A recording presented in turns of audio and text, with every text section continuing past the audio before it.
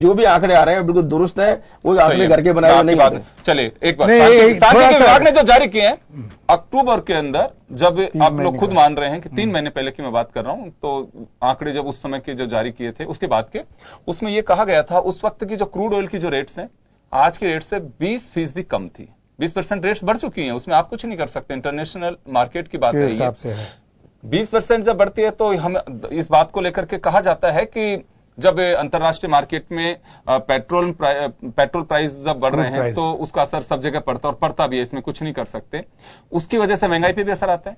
जब 20% असर पड़ रहा है, उस वक्त महंगाई कम थी, 20% बढ़ने के बाद में कम हो रहा है, वो गणित हमारे समस्या बाहर है। और जिनसेस भी तो है, सिर्फ पेट्रोल पदार्थ के आधार पर ही महंगाई थोड़ी तो का आप आकलन करेंगे, और साथ में कई कमोडिटी, कई जिनसेस उसमें इंक्लूड है, उन सबका ज्वाइंट होता है। उसके बाद में अगर हम देखते हैं अभी कौन सी क्रॉप आई, अगर दालों में भी बात करें अक्टूबर में हो जाती है, दलहन का तो जो काम होता है, उसके बाद में अब अप्रैल के अंदर अरहर आती है जो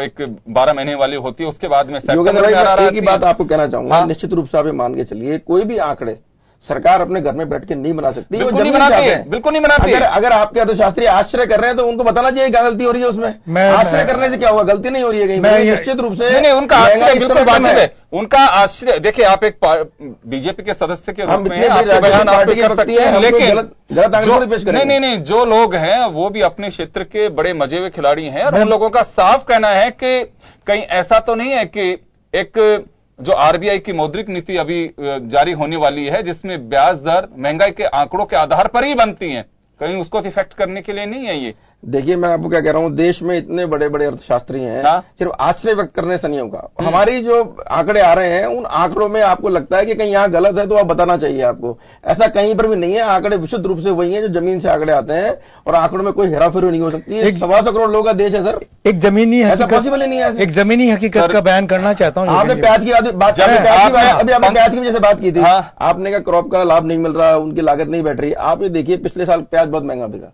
आमतौर पे हमारे देश किसान की टेंडेंसी भी होती है कि कोई चीज अगर किसी वर्ष में बहुत महंगी रेट में बिक जाती है तो वो ज्यादा उसकी बुआई करते हैं। अमित जी, दो चीजों को आप छोड़िए, उसके अलावा भी आप नहीं, मैं इसी पे बोलना चाहता हूं, इसी पे कहना चाहता हूं। 1 मिनट का वक्त। 80 किलोमीटर दूर सीकर है, सीकर में किसान मर गए, बता रहा हूं आपको। 4-4 रुपए किलो में उन्होंने प्याज ढोने के लिए ले जाने वाले लोग नहीं। आज भी पूछ लीजिए, आप वहां की मंडियां देख लीजिएगा जाकर के, उनके साथ में जो हुआ।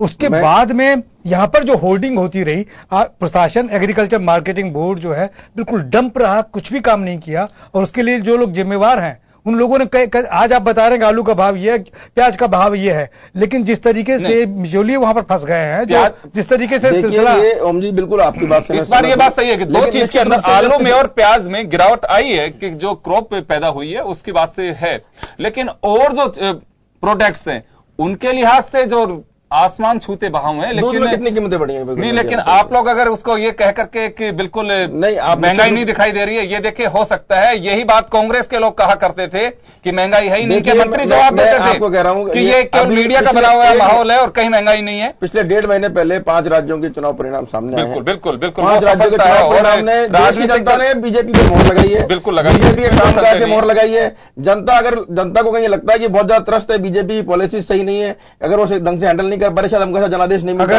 आप धौलपुर चुनाव में देखिए, धौलपुर चुनाव में हमारी पार्टी ने 40,000 मतों से विजय प्राप्त की, जो आज तक के इतिहास में कोई नहीं जीता। इसमें कोई संदेह नहीं है। 325 सीटें आई हैं। रिजल्ट यही है। जनता कहीं ना कहीं मैं आपकी बात से सहमत तो अमित जी, रिजल्ट यही है। बीजेपी की आंख पे वो पट्टी बन चुकी है जो कांग्रेस के भी बनती थी, और इंदिरा गांधी का वक्त यही था कि उसको कुछ नहीं। इंदिरा सुन लीजिए, अब आपको सुनना, पट्टी की बात कर रहे हैं, सुन लीजिए। India is Indira, Indira is India, उस पोजीशन पे आप लोग इस रूट पे चलते नजर आए। सफलता प्रतिपक्ष को यही कह के खारिज किया जाता था उस वक्त कि कोई नहीं पूछ रहा, जनता हमारे साथ है, इनको रोने दीजिए। आपने जो अभी कहा कि जनता हमारे साथ है, 5 राज्यों के विधानसभा चुनाव, काय की महंगाई, कौन सी महंगाई, कोई महंगाई नहीं है। क्रूड ऑयल के दाम राजस्थान में अभी देखे कायदे से, जो ये भी आप लोग गलत कहेंगे कि अर्थशास्त्री कहते हैं कि इतना वेट बढ़ा दिया गया, अगर चाहें तो सीमावर्ती राज्यों के अंदर जिस तरह से पेट्रोल डीजल के भाव में उस आधार पर भी हो सकते हैं, लेकिन नहीं कि कोई वो नहीं है, जनता तो हमारे साथ में है। खैर चलिए, अच्छी बात है। रिजल्ट यही होता है राजनीतिक दलों का कि जीत मिलनी चाहिए, चाहे कुछ भी हो, कैसे भी हो। खैर, लेकिन फिलहाल अर्थशास्त्री इस बात को लेकर के आश्चर्यचकित है कि धरातल पे कुछ और है और आंकड़ों में कुछ और। चले, खास खबर को हम यहीं रोकना चाहेंगे और आप सबका बहुत बहुत शुक्रिया। नमस्कार।